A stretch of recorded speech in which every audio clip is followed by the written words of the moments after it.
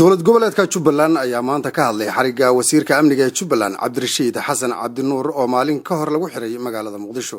wasiirka ayaa lagu soo warramayaa in lagu xiray gegada diyaaradaha Aadan Cabdulle ee magaalada Muqdisho isaga oo sida la sheegay ku socday magaalada Addis Ababa ee xarunta dalka Itoobiya. war qoraal ah oo ka soo baxay guddiga amniga ee Jubbaland ayaa lagu sheegay in xariga wasiirku yahay mid aan waafaqsanayn dastuurka dalka gaar ahaan madax bannaanida muwaadinka iyo xasaanada mas'uulka. wasiir ka tirsan xukuumadda federaalka Soomaaliya ayaa hore u shaaciyay xariga Cabdirashiid Janan waxa uu sheegay in loo haysto dambiyo ka dhan ah bini'aadanimada uu ku jiro gacanta laanta baarista dambiyada ee dowladda Soomaaliya iyo booliska caalamiga ah Interpol. guddigu waxa uu tilmaamay in tallaabadaasi ay tahay mid lid ku ah dhismaha qaranka Soomaaliya iyo wada shaqaynta dowladda federaalka ah iyo dowlad goboleedyadeeda. guddigu waxa uu cid kasta oo ku lug leh xariga wasiirka ka dalbaday in shuruud la'aan lagu siiyo wasiirka xurriyadiisa shakhsiga ah.